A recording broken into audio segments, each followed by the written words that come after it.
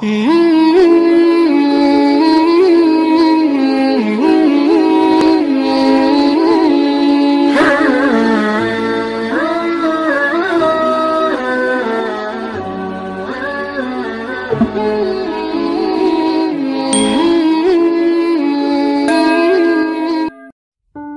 mencatat yang menumbangkannya adalah seorang perempuan bernama Ratu Isabella. Oleh sebab itu jangan nyanyikan lagi lagu Isabella yang dulu dinyanyikan oleh Amy Search dari Malaysia. Loh, Ustadz kok tahu? Pernah juga nyanyi dulu. Sekarang sudah stop, berhenti. Ratu Isabella sangat kejam. Orang Islam hanya diberi dua pilihan. Kalau kalian mau tetap bertahan di Andalusia, kalian harus murtad.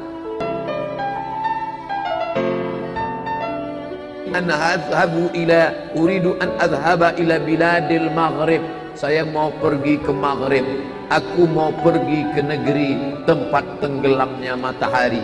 Tunisia, Aljazair, Maroko, Mauritania, Andalusia. 5 negeri. Tunisia, Aljazair, Maroko, turun ke bawah Mauritania, lalu kemudian menyeberang Samudra Atlantik sampai ke seberang negeri itu bernama Andalusia. Kalau saya sebut Andalusia, banyak yang nggak connect, nggak nyambung. Tahu Andalusia? Enggak Pak Ustadz. Real Madrid, Barcelona? Tahu Pak Ustadz. Andalusia itulah negeri tempat tenggelamnya matahari di seberang dari Maroko Maghribi. Naik speed 30 menit, ongkos 30 euro. Negeri pertama setelah Maghrib Maroko adalah Algeciras. Dulu Islam berkuasa di sana selama 700 tahun, 7 abad lamanya. Kalau adik-adik pernah baca kitab tafsir, tadi kamu baca kitab tafsir ya? Ya, tafsir apa? Tafsir Al-Qurtubi. Al-Qurtubi diambil dari kata Cordova. Qurtubi, Cordova. Ustadz, ini ada masjid cantik, memukau, arsitekturnya mantap. Masjid apa namanya? Al-Hamra. Al-Hamra diambil dari kata ahmar. Abyad, putih. Ahmar, merah. Hamra terbuat dari batu granit yang merah, cantik, memukau, indah, maka disebut masjid itu Al-Hamra. 700 tahun lamanya umat Islam berkuasa, 700 lebih, bukan 700 kurang.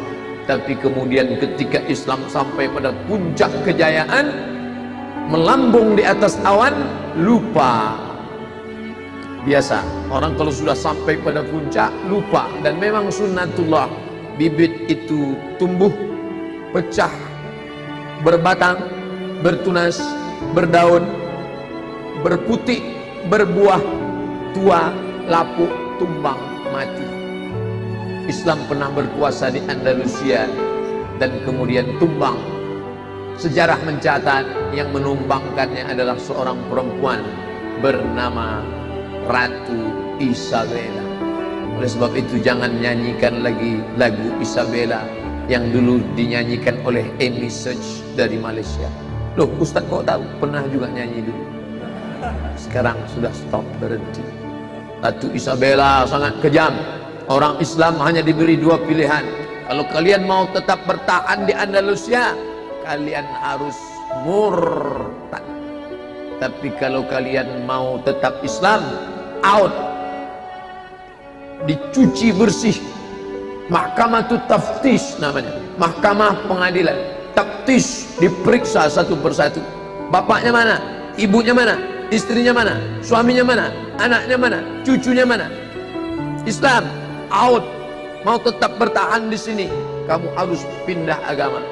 Dan untuk membedakan mana yang Islam, mana yang murtad, mana yang asli Kristen, yang murtad itu diberi topi panjang tajam ke atas bentuk kerucut. Topi itu disebut dengan topi San Benito, untuk menunjukkan bahwa ini orang pendatang baru, pemain cadangan, pakai topi San Benito. Itulah yang dibelikan sekarang oleh anak-anak umat Islam diberi oleh bapaknya. Ibunya yang membeli topi itu untuk dipakaikan ke kepalanya dengan menyanyikan lagu Happy Birthday to you. Jangan lagi pakai topi-topi murtad itu. Lalu kemudian pada malam tahun baru menyambut 1 Masehi, 1 Januari 2018, anak-anak umat Islam memakai 2 topi pada malam tahun baru itu. Pertama topi San Benito, yang kedua bando yang pakai tanduk malam tahun baru. Mungkin di Bandung tidak ada, tapi di tempat saya ada. Orang pakai 2 tanduk setan, 2 tanduk bando, topeng, boneka yang dipakai di atas. Ini lambang-lambang setan. Kalau bisa di kepala dia pasang, kalau tidak di kepala, di tangan dia pasang. Metal, lambang setan. Makanya mereka adalah menyanyikan musik-musik, lagu-lagu yang digemari oleh setan. Setan masuk ke dalam hati melalui musik-musik setan. Musik-musik membangkitkan hawa nafsu, menyembah setan-setan dengan perantaraan musik-musik setan. Musik heavy metal, musik R&B, musik yang lain sebagainya. Nah, maka ini adalah negeri Maghrib, dan sekarang negeri itu sudah menjadi tidak lagi negeri yang besar kerajaan, tapi sudah menjadi presidensial. Tunisia, Republik Tunisia. Aljazair, Republik Aljazair. Mauritania, Republik Mauritania. 3 presiden. Sedangkan Maroko masih bertahan dengan kerajaan Maroko. Sekarang rajanya namanya Muhammad VI. Muhammad VI ini anak dari Hasan II. Hasan II itu anak dari Muhammad V. Muhammad V itu anak dari Hasan I. Muhammad VI, anak Hasan II, anak Muhammad V, anak Hasan I. Jadi namanya itu aja dibolak-balik. Adik-adik kalau tidak mau ribet mengingat nama, saya pun insya Allah akan nyoba itu. Nama saya Abdul Somad, anak saya Mizian Hazik. Nanti kalau Mizian Hazik punya anak, Somad 2. Mizian Hazik punya anak, Mizian 2. Mizian 2 punya anak, Somad 3. Dan nama itu ditempel di dinding induk. Ini ada 4 tiang besar di Masjid Muhammad, Masjid Hasan II, ibu kota kerajaan Maroko. Tulisannya Casablanca, cara membacanya Casablanca. Casa artinya rumah, Blanca artinya putih. Casablanca, rumah putih. Bahasa Arabnya Ad-Darul Bayda, rumah yang putih. Oleh-oleh Maroko. Yang ketiga, Salafus Saleh. Salaf. Sekarang kata salaf populer sekali. Itu kajian orang salaf tuh. Itu ustadz salaf tuh. Ini kawan saya orang salaf nih. Ketika dia ditanya, maksud ente salaf itu apa? Pokoknya salaf aja lah. Khairul Qurun qarni, sebaik-baik abad abadku. Tsummal ladzina yalunahum, 1 abad sesudah itu. Tsummal ladzina yalunahum, 1 abad sesudah itu. Inilah dalil penggunaan kata salaf. Salaf artinya 3 abad pertama dalam sejarah Hijriyah. Khairul Qurun qarni, sebaik-baik abadku, abad 1. Tsummal ladzina yalunahum, 1 abad sesudah itu, abad 2. Tsummal ladzina yalunahum, 1 abad sesudah itu, abad 3. Maka semua yang hidup di abad ketiga ini disebut dengan salaf. Sedangkan abad 4, 5, 6, 7, 8 sampai sekarang disebut khalaf. Saya dipesankan nanti Ustadz kalau ceramah di Bandung, Jawa Barat, suaranya jangan tinggi-tinggi. Ini bukan Sumatera. Orang Bandung tuh lembut ngomongnya. Saya pun sudah mau latihan sedikit. Adik-adik sekalian, jadi salaf itu ada 3.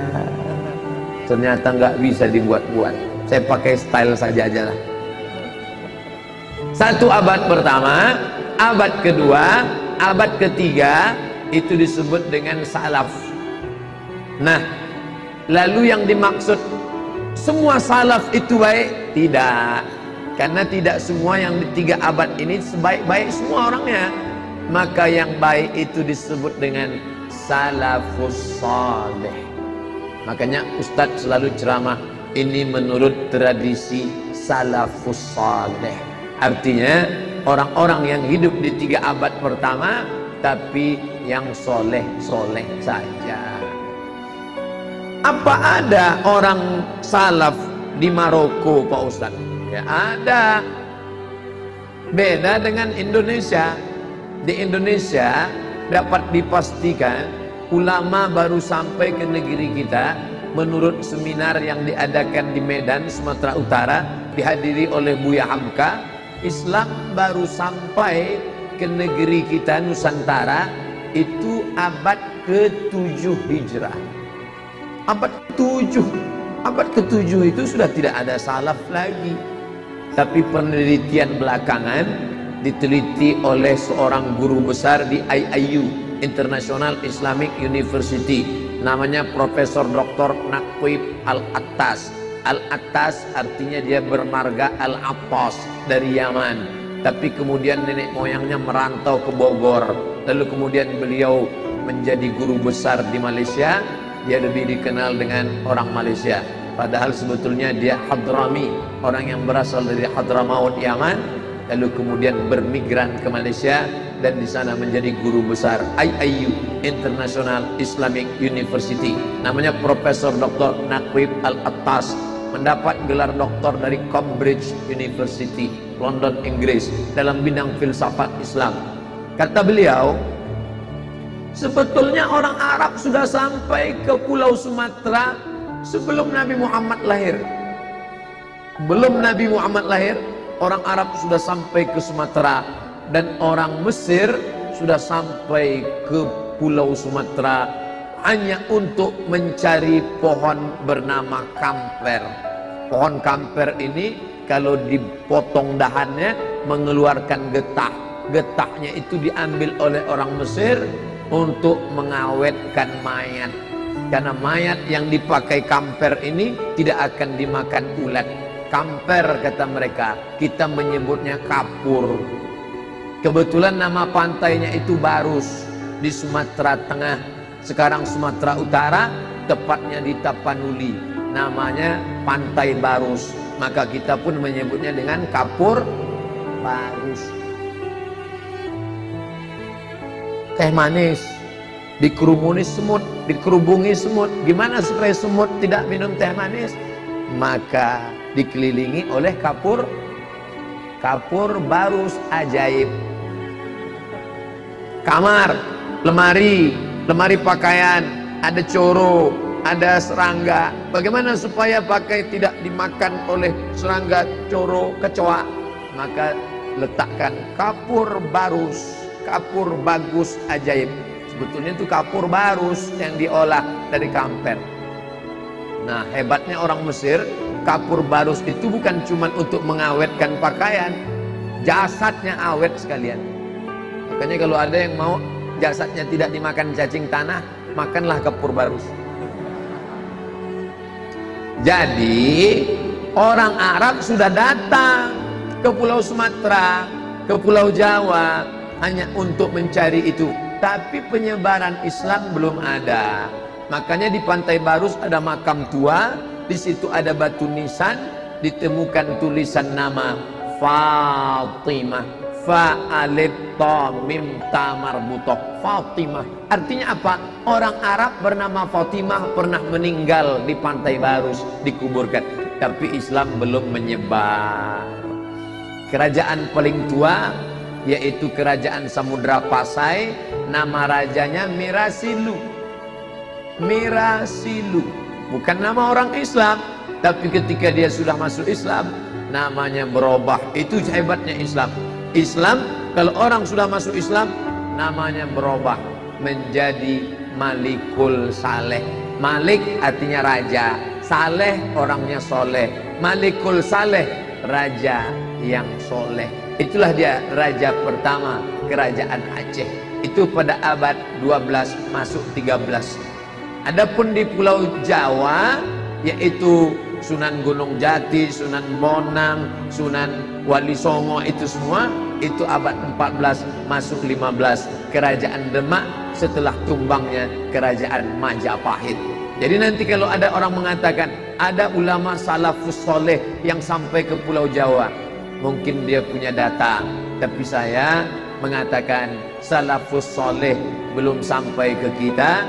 Bahwa sudah ada asimilasi budaya, dagang, bisnis, ya, tapi salafus soleh menyebarkan dakwah. Kalaupun mungkin ada, tak tercatat sejarah namanya siapa, yang dia Islamkan berapa orang. Beda dengan Maroko. Di Maroko memang salafus soleh sampai sahabat Nabi, namanya Uqbah bin Nafi. Ain qab ba ta marbutah, nun alif fa'in. Uqbah bin Nafi. Jadi sahabat Nabi itu salafus soleh, Pak Ustaz. Ya, sahabat Nabi itu abad 1, abad 2. Maka mereka itu disebut dengan salaf, karena mereka tradisi salafus soleh. Sahabat Nabi jumlahnya 114.000 orang. Menurut Imam Abu Zur'ah, seorang ahli hadis, berkata sahabat Nabi itu jumlahnya 114.000 orang. Yang terakhir meninggal di kota Makkah Al-Mukarramah namanya Abu Tufail, tahun 100 pas. Mudah ingatnya.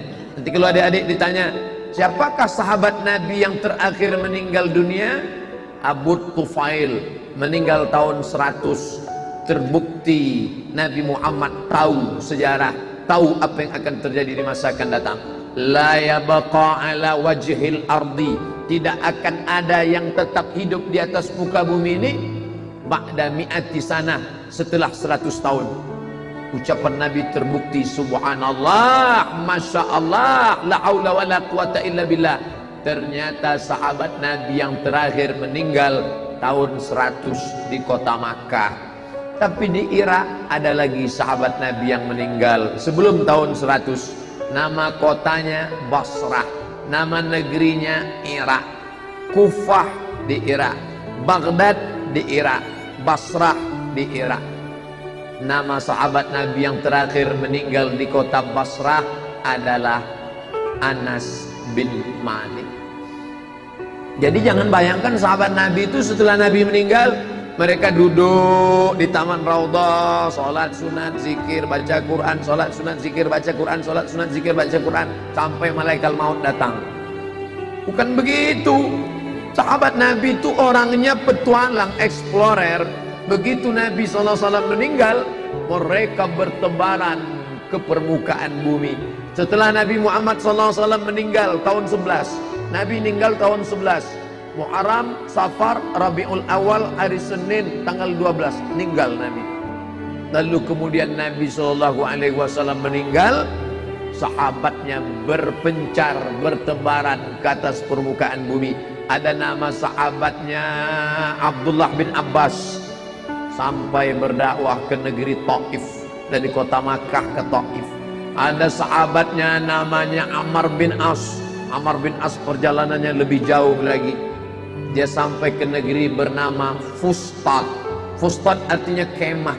Sampai dia di Fustat, didirikan satu masjid, masjid tertua di Afrika Utara, atas nama sahabat Nabi, namanya Masjid Ammar bin As. Nama imamnya Syekh Muhammad Jibril, sekarang masih hidup. Masjid Ammar bin As. Adik-adik nanti kalau pergi umrah, sekarang umrah itu pakai plus.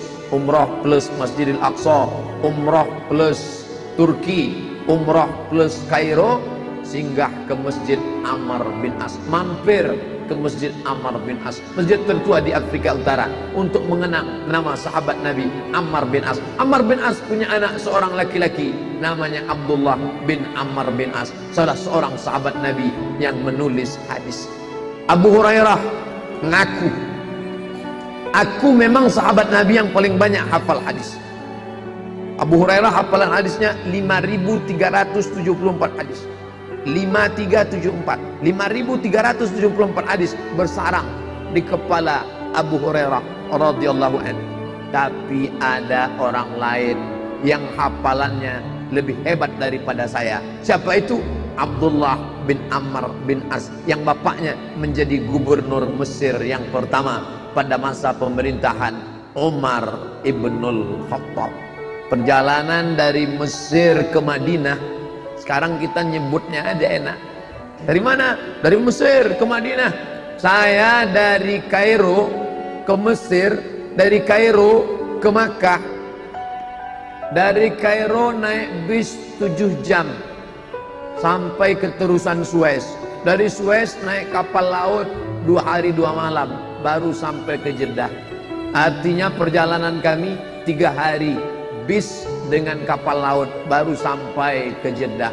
Bayangkan Amr bin As bisa sampai ke Mesir saat itu menaiki onta, menyeberang Laut Merah dengan kapal kayu, masirata syahrin, 1 bulan.